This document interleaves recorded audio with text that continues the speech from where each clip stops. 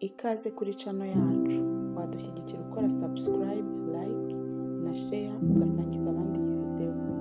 Uyu munsi tugiye kureba imwe mu mirongo yo muri Bibiliya wasoma mu gitondo ubyutse ugatangirira umunsi wawe mu ijambo ry'Imana. Mu gitondo unyumvishe imbabazi zawe kuko ari wowe niringira. Umenyeshe inzira nkwiriye kunyuramo kuko ari wowe ncururira umutima.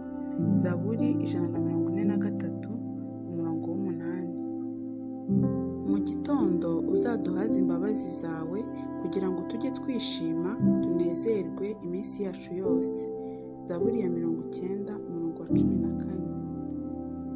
Bamwe biringira amagare, abandi biringira amafarashi, ariko twebweho tuzavuga izina ry'Uwiteka Imana yacu. Zaburi ya 20 umurongo w'8. Izina ry'Uwiteka ni umunara ukomeye, umukiranutsi awuhungiramo agakomera. Imigani ibice 18 umurongo w'10.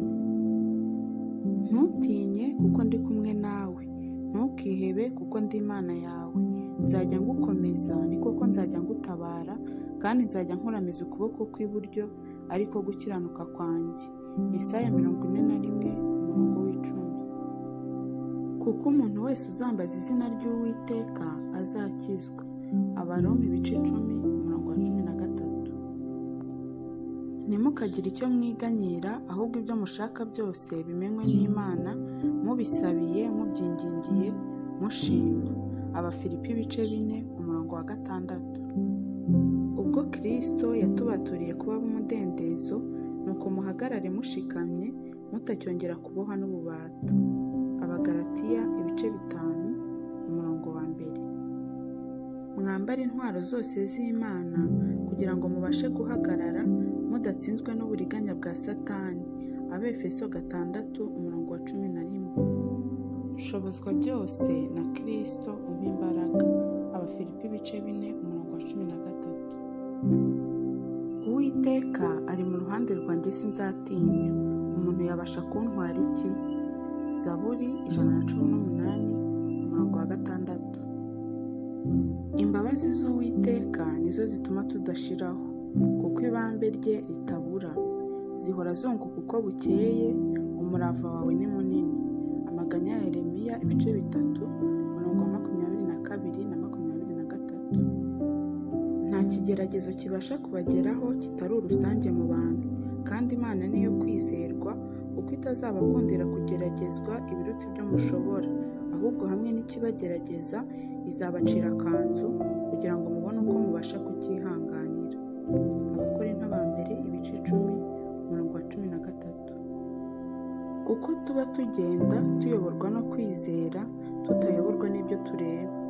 Abakorinto ba kabiri ibice 5 umurongo wa 7.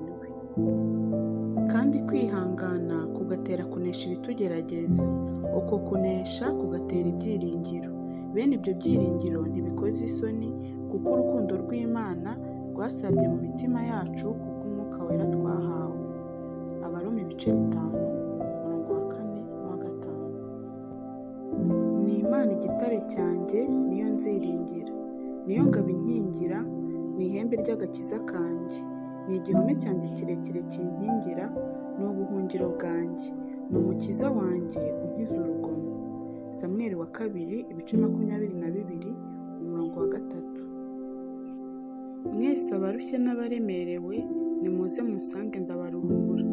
Matayo ibice 11 umurongo wa 28. Nashatse Uwiteka aransubiza, ankiza ubwoba nari mfite bwose. Zaburi 34 umurongo wa 5. Mbasigiye amahoro, amahoro yanjye ndayabahaye. Icyakora simbaha nk'uko ab'isi batanga. Imitima yanyu ntihagarare kandi ntitinye. Yohana ibice 14 umurongo wa 27. Uyu ni wo munsi Uwiteka yaremye, turawishyimiramo, turawunezererwamo. Zaburi 118